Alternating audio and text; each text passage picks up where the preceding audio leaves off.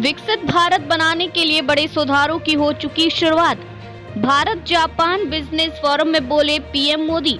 ऐसे समय जब कुछ दिन पहले ही अमेरिकी राष्ट्रपति डोनाल्ड ट्रंप ने भारतीय इकोनॉमी को मृत अवस्था करार दिया था, तब दिग्गज जापानी कंपनियों के बीच प्रधानमंत्री नरेंद्र मोदी ने भारतीय अर्थव्यवस्था की मजबूत स्थिति को रखा। उन्होंने यह भी बताया कि किस तरह उनकी सरकार भारत को विकसित देश बनाने के लिए बड़े सुधारों की शुरुआत कर चुकी है। प्रधानमंत्री मोदी शुक्रवार सुबह जापान पहुंचे और कुछ ही घंटों बाद जापान के प्रधानमंत्री शिगेरू इशिबा के साथ भारत जापान बिजनेस फोरम की बैठक को संबोधित किया।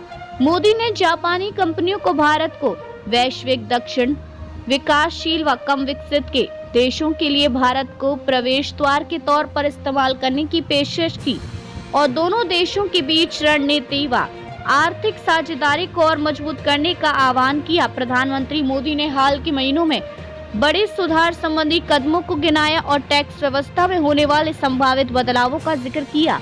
उन्होंने कहा कि इन सुधारों के पीछे हमारा विकसित भारत बनाने का संकल्प है, हमारी प्रतिबद्धता है, रणनीति है।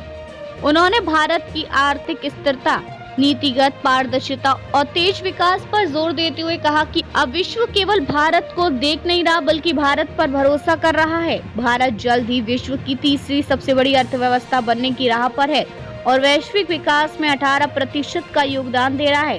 पीएम मोदी ने भारत और जापान के बीच गहरे रिश्तों को रेखांकित करते हुए कहा कि मेट्रो, विनिर्माण, सेमीकंडक्टर और स्टार्टअप जैसे क्षेत्रों में ये साझेदारी आपसी विश्वास का प्रतीक है।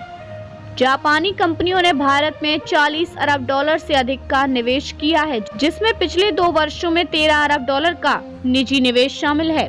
प्रधानमंत्री मोदी ने जापानी निवेशकों के लिए 5 प्रमुख क्षेत्रों में साझेदारी के अवसर सुझाए। भारत में बेहद सफल जापानी ऑटो कंपनियों का उदाहरण देते उन्होंने कहा कि ऑटोमोबाइल क्षेत्र की सफलता को बैटरी, रोबोटिक्स, सेमीकंडक्टर, जहाज निर्माण और परमाणु ऊर्जा में दोहराया जा सकता है।